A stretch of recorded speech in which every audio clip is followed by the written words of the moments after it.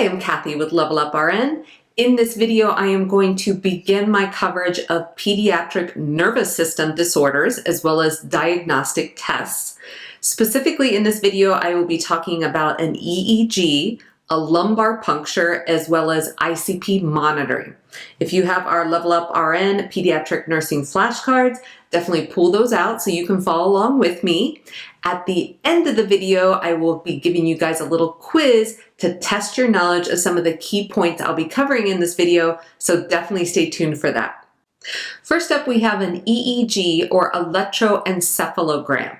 This is a diagnostic test where we place electrodes on the patient's scalp and record the electrical activity of the brain. We would use this test to help diagnose seizures as well as sleep disorders. In terms of nursing care, prior to the procedure, you want to advise your patient to wash their hair. This is because the electrodes will not stick well to a greasy scalp. In addition, we want to advise our patient to arrive to the test sleep deprived because this makes it more accurate and easier to diagnose epilepsy. In addition, the patient should avoid stimulants such as caffeine and sedatives before the procedure. And NPO is not required for an EEG because we are not using anesthesia.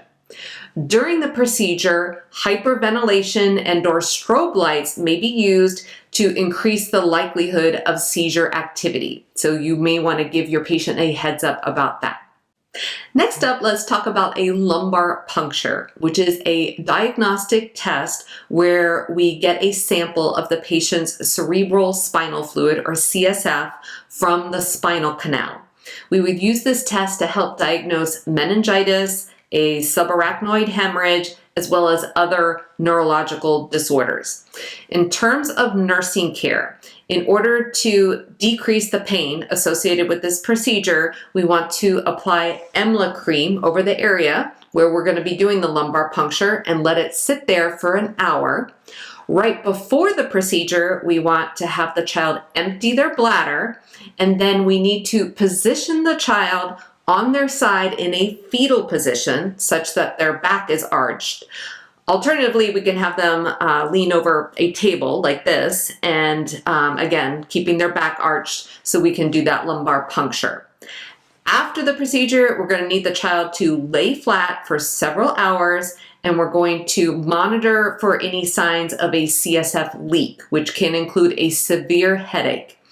If the patient has a CSF leak, they may require an epidural blood patch. This is where a little bit of the patient's blood is injected into that area where we did the lumbar puncture, and that blood will clot and seal off the area where we have that CSF leak. Next, let's talk about ICP monitoring, or intracranial pressure monitoring. This is where a device is inserted in the patient's cranial cavity in the operating room in order to measure pressure. And obviously, this is very invasive and carries a high risk of infection. Indications for ICP monitoring include a Glasgow Coma Scale score less than 8, which means the patient is in a coma. So let's talk more about increased intracranial pressure. It's going to be important for you to know the early versus the late signs of increased ICP. Early signs in infants can include irritability, a high-pitched cry, poor feeding, a bulging fontanelle, as well as separated cranial sutures. We may also see something called the setting sun sign, which is where the infant's eyes appear driven downward.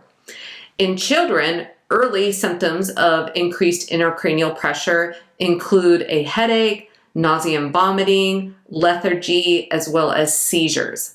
Late symptoms of increased intracranial pressure include bradycardia, a decrease in level of consciousness, abnormal respirations, such as Cheyne-Stokes respirations, and a coma.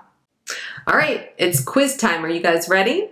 I have 3 questions for you, although the third question is kind of multi-part, but I think you'll like it and find it helpful. First question, prior to an EEG, the patient needs to be NPO for 4 to 6 hours. True or false? The answer is false. So NPO is not required for an EEG because we are not using anesthesia with that test. Question number 2, how should the patient be positioned for a lumbar puncture? The answer is on their side in a fetal position or stretched over a table such that their back is arched. All right, question number 3. With this question, I want you to tell me if I give you a symptom, if that is an early or late sign of increased intracranial pressure. You guys ready? All right, first symptom is irritability. That's an early symptom. Second is poor feeding. That is also an early symptom. Decreased level of consciousness. That is a late sign. Bradycardia. That is also a late sign. And abnormal respirations. That is a late sign. Okay, I hope you did well on that quiz, and I hope you found this video helpful as well. If you did, make sure to like the video, leave me a comment, and I will see you soon on another video. I invite you to subscribe to our channel and share a link with your classmates and friends in nursing school. If you found value in this video, be sure to hit the like button and leave us a comment and let us know what you found particularly helpful.